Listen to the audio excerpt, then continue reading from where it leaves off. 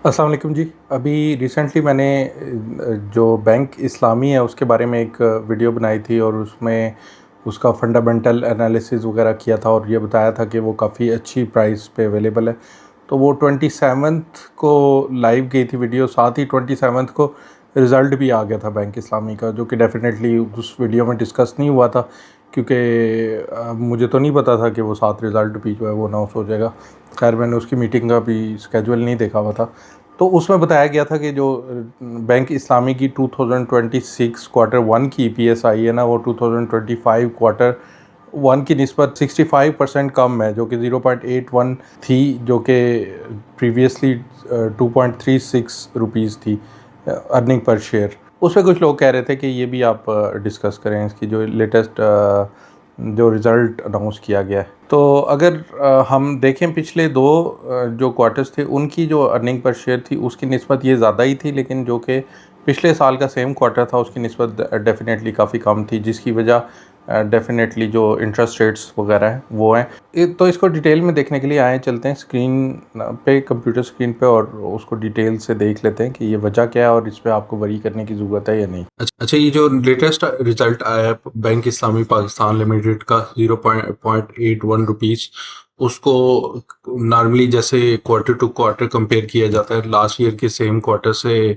Compare किया जा रहा है, जो कि 2.36 रुपीज़ था, यानी कि ये 65% जो है वो डिक्रीज है।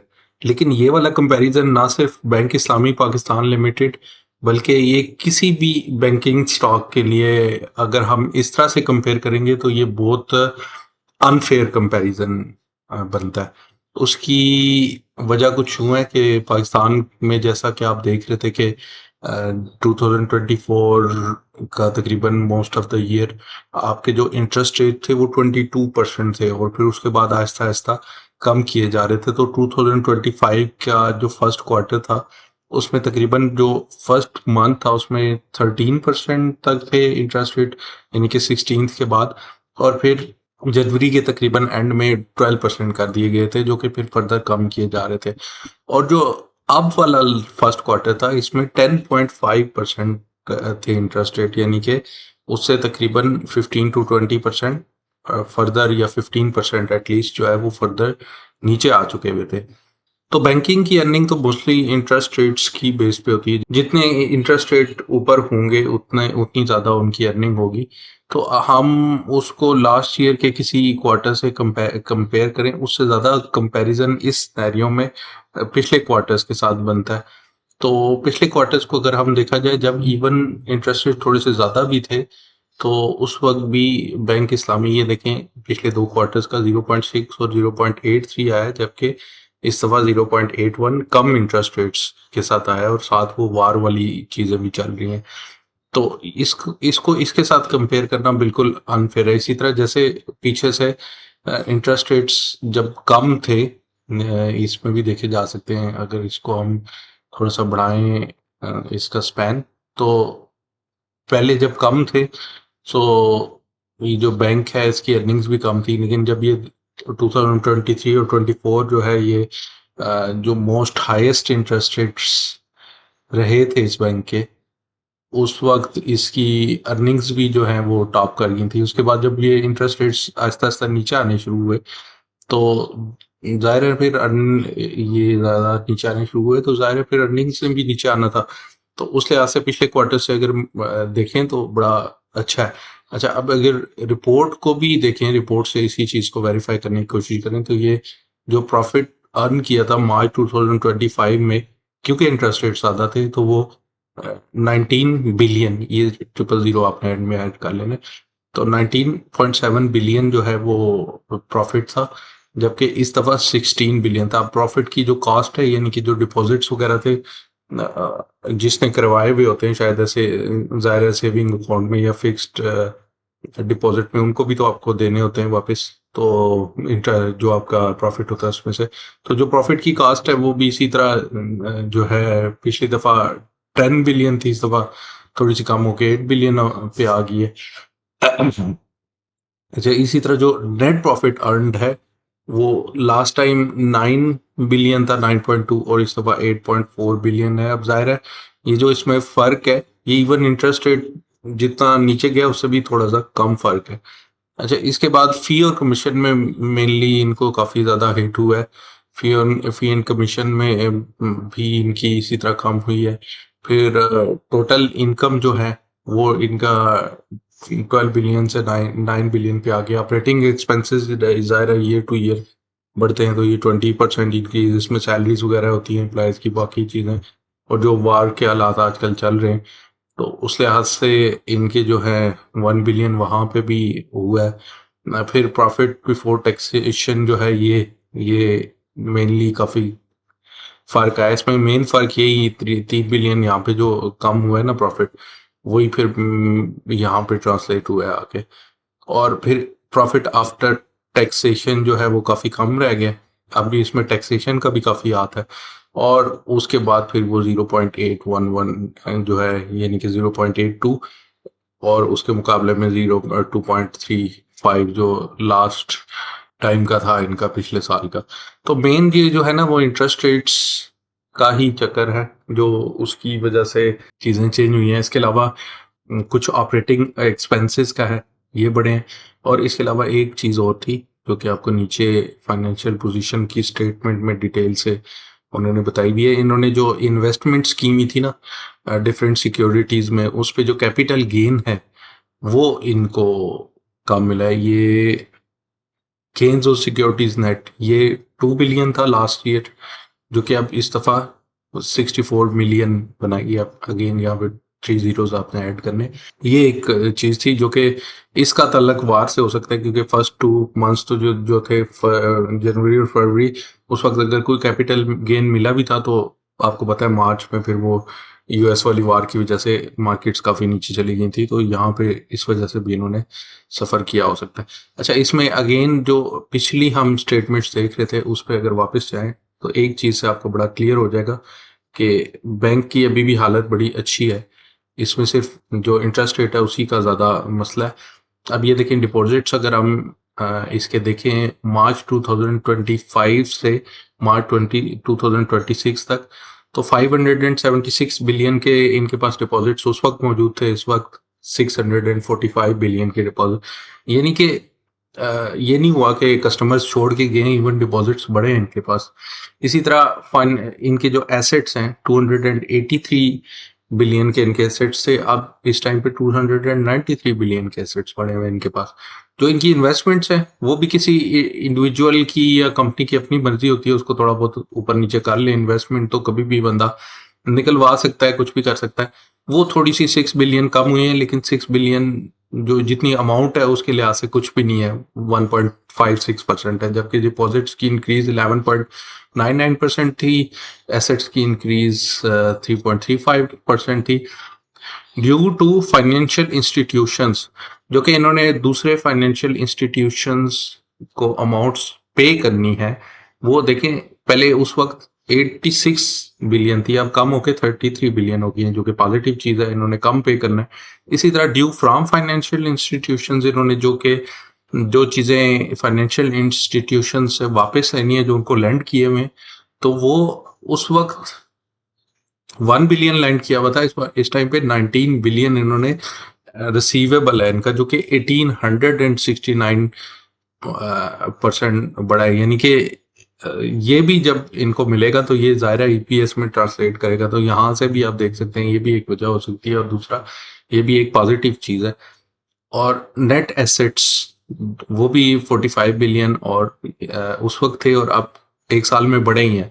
यानी कि जो कंपनी की फाइनेंशियल पोजीशन है ना, फाइनेंशियल परफॉर्मेंस, जो भी उसके इंडिकेटर्स है, हर चीज़ ही पॉजिटिव है इसमें। सिर्फ एक इसके अलावा जो कि -1.56% इन्होंने इन्वेस्टमेंट कम की है, वो भी मर्जी होती है जो भी इन्वेस्ट कर रहा होता है, उसको इनको ज़रूरत होंगे फंड्स तो इन्होंने पुल कर लिए थोड़े से।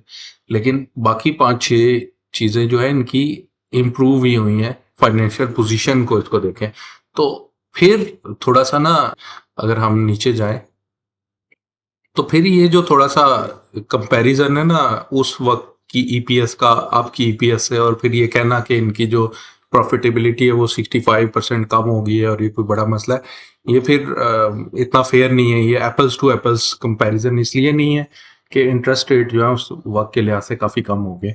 अच्छा, इसके अलावा फिर एक और पॉजिटिव चीज़ और भी है कि जो इंटरेस्ट रेट्स हैं वो ओवरऑल इकोनॉमी के लिए तो पॉजिटिव नहीं है, लेकिन बैंक्स के लिए जो है वो पॉजिटिव है कि इंटरेस्ट रेट्स दोबारा ऊपर जाने लग गए हैं। बल्कि अभी जो मॉनेटरी पॉलिसी की स्टेटमेंट आई थी जिसमें इंटरेस्ट रेट्स बढ़ाए गए थे, उसमें ये बताया था गया था कि इन्फ्लेशन जो है वो जो टारगेट था उनका 5 to 7 उससे ऊपर रहने का चांस है अगले, यानी कि अभी फिजिकल ईयर 2026 चल रहा है, फिजिकल ईयर 2027 के भी पूरे साल में वो ऊपर रहने का चांस है टारगेट से, और बल्कि एक दफा डबल फिगर्स में भी जाएगी वो इन्फ्लेशन। तो इसका मतलब है कि ये जो इंटरेस्ट रेट्स बढ़ाने शुरू किए हैं, ये कम अज कम भी एक दो दफा इनको और ज्यादा बढ़ाने पड़ेंगे। जब ये बढ़ाएंगे तो जाहिर है फिर बैंकिंग का प्रॉफिट ऊपर जाएगा, प्रॉफिट से ईपीएस ऊपर जाएगी, और फिर वो प्राइस भी ऊपर जाएगी जब उसको रिसेंट क्वार्टर से वो किया जाएगा कंपेयर। तो जैसा कि आपने यहाँ पे देख लिया, इसकी मुझे फाइनेंशियल पोजीशन में उसकी जो है ना, कोई मतलब बैंक के उस पे कोई नेगेटिव चीज नजर नहीं आई। जो भी चीजें नेगेटिव हुई हैं, जो भी इनका प्रॉफिट नीचे गया, वो ओवरऑल इंडस्ट्री के लिए जो एक्सटर्नल चीजों की चेंज की वजह से गया। तो इसका क्या मतलब है कि आप कि अगर इन्वेस्टमेंट इसके अंदर है तो आपको पुल बिल्कुल नहीं करनी चाहिए, जो कि लोगों ने पुल की है इस रिजल्ट के बाद। क्योंकि लोग तो सिर्फ रिजल्ट को देखते हैं, उसकी वजह को मेरे ख्याल है इतना ज्यादा यहाँ पे वो नहीं किया जाता और पैनिक कर जाते हैं। खासकर जब किसी वेबसाइट पे आया होगा कि वो 65% नीचे चला गया, जबकि वो वजह नहीं बताई गई कि क्यों गया या लोगों ने इतना वो नहीं किया। तो जब ये 28 रुपए का था शेयर उस वक्त, तो ये नीचे होके 24 का चला गया। अभी बल्कि पिछली वीडियो में मैंने आपको बताया था कि ये 5 पॉइंट कुछ के पीई पे बिक रहा है, जो कि बहुत ही अच्छी प्राइस है। ये इवन इसकी प्राइस और नीचे चली गई इस टाइम पे 4.62 के पीई पे।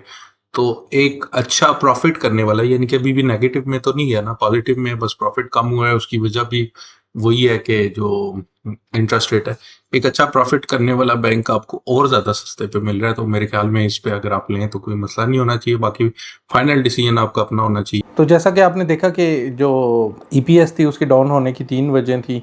एक तो जो इंटरेस्ट रेट्स डाउन हुए हैं पिछले साल की निस्बत, इसके अलावा जो ऑपरेटिंग एक्सपेंसेस बढ़े थे, और इसके अलावा जो इक्विटीज़ या सिक्योरिटीज़ पे कैपिटल गेन जो था वो इस साल काफ़ी कम रहा है, जहाँ जहाँ पे भी इन्वेस्ट किया हुआ था बैंक इस्लामी ने। तो उसकी एक वजह जो है ये वार से रिलेटेड भी है। उसके अलावा जो फाइनेंशियल सिचुएशन थी वो आपने देखा कि उसके एक तो डिपॉजिट्स हैं वो इंक्रीज़ हुए हैं, एसेट्स भी इंक्रीज़ हुए थे, जो कि फाइनेंशियल इंस्टीट्यूशंस ने इनके पैसे पे करने थे वो इंक्रीज़ हुए थे, जो इन्होंने दूसरे फाइनेंशियल इंस्टीट्यूशंस के पे करने थे वो कम हुए थे। तो वो ओवरऑल एक हर चीज़ में इम्प्रूवमेंट नज़र आ रही थी पिछले साल से अब तक, जिससे पता चल रहा था कि जो भी इनकी अर्निंग में कमी आई है वो उसमें बैंक इस्लामी का कोई इतना ज़्यादा कसूर नहीं है, बल्कि एक जो ओवरऑल इंडस्ट्री में जो शिफ्ट आया है, एक तो इंटरेस्ट रेट्स कम होने की वजह से, और वैसे इन्फ्लेशन की वजह से थोड़ा बहुत जो ऑपरेटिंग एक्सपेंसेस उसके बढ़े। तो जैसे ही ये रिज़ल्ट अनाउंस हुआ तो नेचुरली थोड़ा सा, क्योंकि रिज़ल्ट कम था लेकिन लोगों ने इतना ज़्यादा ध्यान नहीं दिया कि ये रिज़ल्ट इतना पिछले साल की निस्बत एकदम कम कैसे हो गया, वो क्योंकि इंटरेस्ट रेट्स वगैरह भी ज़ाहिर है उसमें इन्वॉल्व थे। तो लोगों ने थोड़ा सा शायद डिस्करेज होकर थोड़ा 2-3 रुपए और उसकी प्राइस नीचे चली गई जब लोगों ने ओवर सेलिंग की उसकी काफ़ी ज़्यादा। तो उसको अगर देखा जाए तो जैसे मैंने पिछली वीडियो में कहा था कि ये तकरीबन 5 के मल्टीपल पे मिल रहा है, 5.2 समथिंग। तो ये काफ़ी एक अच्छी प्राइस है जिस पे ये परचेज़ किया जा सकता है। तो उसकी निस्बत तो अब मल्टीपल और ज़्यादा नीचे चला गया। तो जो कंपनी है उसके फंडामेंटल्स उसी तरह स्ट्रॉन्ग है, कोई इसमें मसला नहीं है। बस जो तो अर्निंग पर शेयर में कमी आई है वो सारी जो ओवरऑल इंडस्ट्री है बैंकिंग की उसकी में आई है। और इसके लिए एक पॉजिटिव चीज़ ये है, सिर्फ बैंकिंग इंडस्ट्री के लिए, वैसे ओवरऑल नहीं, कि जो इंटरेस्ट रेट्स हैं वो अब फिर आगे बढ़ने जा रहे हैं। जो फर्स्ट 100 बेसिस पॉइंट्स थे उसमें वो ऑलरेडी जो स्टेट बैंक ऑफ पाकिस्तान ने बढ़ा दिया इंटरेस्ट रेट 1% जो है। तो जो स्टेट बैंक की मॉनेटरी पॉलिसी कमेटी की जो स्टेटमेंट आई थी उसमें यही बताया गया था कि जो फिजिकल ईयर 2027 है, जो कि अभी जुलाई से स्टार्ट होगा, उसके भी तकरीबन एंड तक जो इन्फ्लेशन है वो जो टारगेट रेंज है स्टेट बैंक ऑफ पाकिस्तान की 5 to 7% उससे ज़्यादा रहेगी और सेंटर में डबल फिगर्स में भी जाने का चांस है। तो इसका मतलब ये है कि जो ये इंटरेस्ट रेट बढ़ाया गया ये एक सिंगल इवेंट नहीं था, बल्कि ये एक प्रोसेस होगा इन्फ्लेशन को कंट्रोल करने के लिए। ये 2-3 दफ़ा और बढ़ाया जा सकता है। पूरे बैंकिंग सेक्टर की जो ईपीएस ये जो नीचे आई है, इसको ये फिर ऊपर दोबारा जाएगी। इसमें फिर वो लोग जिन्होंने अभी होल्ड किए हुए हैं उनको ये इस एक रिज़ल्ट में ईपीएस के कम आने की वजह से उनको डिस्करेज होकर बिल्कुल बेचना नहीं चाहिए, वो बिल्कुल रखना चाहिए। उसमें कोई मसले की बात नहीं है। जैसे पहले भी हम बात कर रहे हैं कि ये ओवरऑल इंडस्ट्री का मसला था, ना कि वो बैंक इस्लामी का मसला था। और जो लोग परचेज़ करना चाह रहे हैं उनको डेफिनेटली बैंक इस्लामी के शेयर्स परचेज़ करने चाहिए। जैसा कि मैं अपनी बात करता हूँ तो मैं तो बैंकिंग सेक्टर में कम से कम सिर्फ शरिया कंप्लाइंट कंपनीज़ की तरफ ही जाता हूँ। उसमें फिर मीज़ान बैंक आ जाता है, फैसल बैंक आ जाता है और तीसरा बैंक ही है बैंक इस्लामी। अगर कोई इन्वेस्ट करना चाह रहा है, उसने मीज़ान बैंक के शेयर्स नहीं रखे हुए, तो पहले वो भी ख़रीद सकता है, फैसल बैंक के भी ख़रीद सकता है, क्योंकि मीज़ान बैंक और फैसल बैंक भी काफ़ी लुक्रेटिव है। और मीज़ान बैंक तो काफ़ी कैपिटलाइजेशन के लिहाज से भी बड़ी कंपनी है, डिविडेंड्स भी अच्छी देती है और काफ़ी स्टेबल है। लेकिन एक एज जो कि इस बैंक इस्लामी को है वो स्मॉल कैप होने का है। स्मॉल कैप कंपनीज़ जो हैं वो थोड़ी सी भी परफॉर्मेंस बेहतर करें, थोड़ी सी भी डिपॉजिट्स और लेके आएगी ये, तो क्योंकि इसकी कैपिटलाइजेशन कम है और इनका ऑपरेशंस कम है, तो इनके बड़े जल्दी ये अपने आप को एक्सपैंड कर सकते हैं। इसकी शेयर की प्राइस भी बढ़ सकती है, इसकी अर्निंग पर शेयर वगैरह बढ़ सकती है और वो काफ़ी जल्दी ये ग्रोथ कर सकती हैं, जो स्मॉल कैप कंपनीज होती हैं। लेकिन जो लार्ज कैप होती हैं उसको ऑलरेडी ट्रिलियंस ऑफ डिपॉजिट्स हैं उसमें मीज़ान बैंक में। फिर उनको कुछ थोड़ा बहुत अपने डिपॉजिट्स कुछ मिलियन बढ़ाने से इतना फ़र्क नहीं पड़ेगा जितना इसकी कैपिटलाइजेशन को पड़ेगा। और इस जितने जल्दी इसके शेयर की प्राइस ऊपर जा सकती है उतनी मीज़ान बैंक, क्योंकि वो ज़्यादा लार्ज कैप है ऑलरेडी, तो उतना ज़्यादा बिज़नेस स्केल उस तरह से नहीं हो सकता, तो ये भी एज हो सकता है। तो अगर आप इन्वेस्ट करना चाहें तो फिर आपको इस तरह करना चाहिए कि आप डाइवर्सिफ़ाई करें, मतलब बैंकिंग सेक्टर में डाइवर्सिफ़ाई करें, उसमें फिर मीज़ान बैंक में करें, फैसल बैंक में करें और फिर इसमें करें। अगर आप सिर्फ शरिया कंप्लाइंट बैंक्स में करते हैं, अगर दूसरे बैंक्स में भी आप कर लेते हैं कन्वेंशनल में, फिर और भी अच्छी ऑप्शंस अवेलेबल हैं इसके साथ, और उनके अंदर भी जा सकते हैं।